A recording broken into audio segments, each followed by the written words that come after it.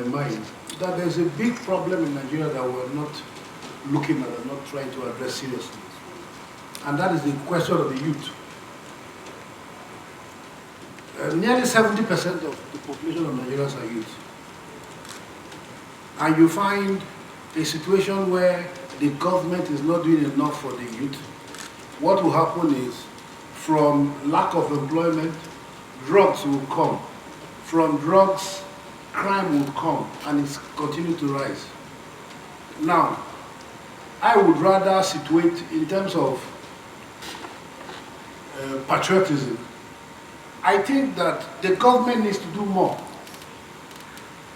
When JFK, the popular American president, asked for the citizens of his country to think what they would do for their country and not for the other way around, he did that from the point of view that the country had done quite a lot for the people. What has our country done for this youth? People are 20 to 25 in Nigeria. They are permanently the leaders of tomorrow. When will their tomorrow come? Permanently the youth of tomorrow. So you now find a frustrated army of youth in Nigeria looking for every opportunity to ventilate their anger. So when EndSARS came, they took over the country. Recently, a musician that had some problems and another was killed, they used that opportunity to go around all the streets in Nigeria. So we have to, let's not just say patriotism and patriotism. What is the government doing for the youth? The whole system or syndrome of, that's a fact. Instead of dying in Nigeria, it's better you go and die in America, or it's better you go and die in Canada. That's the view. The country has not made any arrangement or provision for the youth. And as long as that issue is not addressed, okay, when you ask for or when you defer to your parents or you give respect to your parents, it's from the point of view that they not only gave birth to you within their means or however it was, whether they were teachers, whether they were rich, whether they were poor, within that framework or that relationship, they nurtured you and got you to a point where you graduated. They had invested. The only thing that Nigeria has invested in our youth is just the green passport or citizenship. And yet, we have put in 2 kobo to the Nigerian youth and we're expecting 100%. It's not going to happen. It's not going to happen. I wish that I work with politicians, and I wish that politicians were more perhaps represented here, which is an area that I think that I shared to you privately that perhaps you did not touch or address. Government needs to do more. Look at the budget. Look at, is it unemployment? Is it opportunity for youth to express themselves? Is it vocational training? I mean, there's nowhere. And then also, permanently, politicians always ask for the youth and Nigerians to tighten their belt and make sacrifices. It's the other way around. If the government makes sacrifices for the people, then the youth and the people will also be more responsive and be proud of Nigeria. As it is now, the youth don't have any sense of affinity or loyalty to the Nigerian state or government. And they're not very, very proud of Nigeria. Because they're not really okay now. They have to okay, the NYC people that are sitting behind me, or this is my brother here. He's on a monthly allowance of, I'm running off, sorry. He's on a monthly allowance of 18,000 or 20,000 or whatever. He's praying that it continues permanently. Because when it ends, he doesn't know when he's going to get 10,000 next. If it comes out of school, yes, if it comes out of school and the 7th year is over, I mean, what is he going to do? 1 year, 2 years? You have PhD people in Abuja doing Okada. I mean, so, let me not talk too much.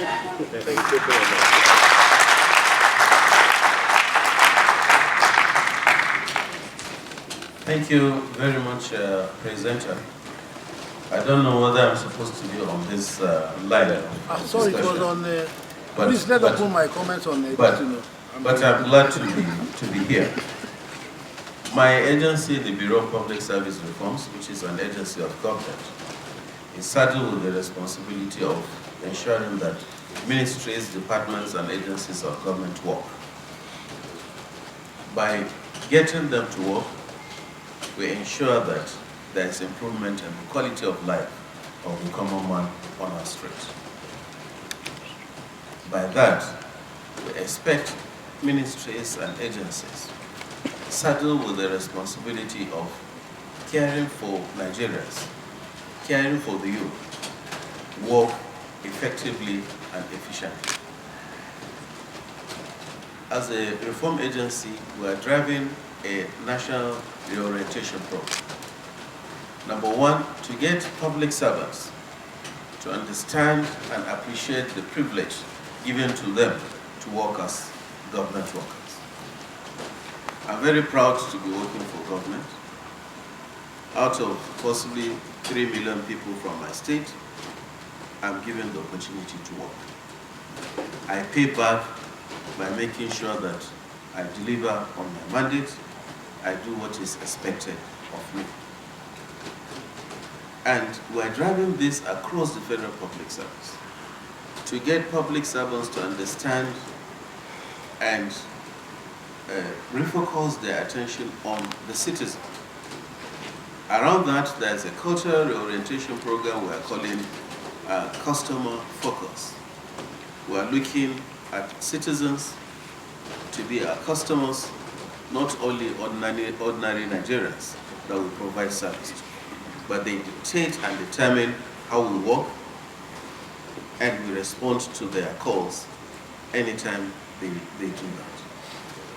Also, to get public servants to address the issues raised by my friend and neighbor here, that Nigerians, especially the youth, are eagerly waiting for us to perform and deliver on our mandates. And as he said, about 70% of Nigerians are youth. If ministries, departments, and agencies of government are failing to deliver on their mandate, then, as the president is always saying, we are sitting on a time bomb. Government cannot provide employment for every citizen of this country. But we are saddled with the responsibility of providing enabling environment for businesses to thrive and help government upload some of the graduates that are coming out of our universities and other institutions. As Nigerians, we should be proud of what we have done. Possibly some of us, when we talk, we don't look at history and see what was Nigeria 30 years before today. We have improved, we are improving, we have changed. And I would like to encourage the youth and everybody that is here or listening to us that Nigeria is making tremendous progress in all parameters. We may not be where we think we should be, but I think we are improving. And if my neighbor will ask me, Dichi, what are you saying? 20 years ago, I need to engage a lawyer. If I'm in Sokoto, I will go to Lagos, do a search of business name in Corporate Affairs Commission. I get the name approved before we pay. We get our certificate. It takes us 6 months or 1 year. Today, from the comfort of your room, you'll be able to search for name, upload your documents, and in less than 1 week, your business is registered. Today, you'll be able to process your tax papers electronically from the comfort of your home without going to Federal Inland Revenue Service. I know how much it takes us to get tax clearance certificate in Nigeria in the last 20 years. Today, my neighbor here will be able to see how much federal government has appropriated to its ministries, how much has been utilized, value for money, opening of the system, improving transparency, and giving the common man the space to know what government is doing. These are some of the things that we are doing. When I presented a paper in Rwanda that looked at public financial management reforms in Nigeria, the whole place, everybody was amazed. Did this thing really happen in Nigeria? Yes, they have happened, they are happening, and we initiated this, and we're proud that they are. The issue is, how do we translate some of these success stories to the ordinary Nigerian on the street, so that they will be more constructive. Whether we have given back to the youth or we've not given, they cannot and they should not reject their nation. Nigeria first before any other country. Anytime I travel, I go to Dubai, UK, or Canada, or United States. After 3 days, Nigerians will be looking for a Nigerian restaurant to eat Nigerian food. That means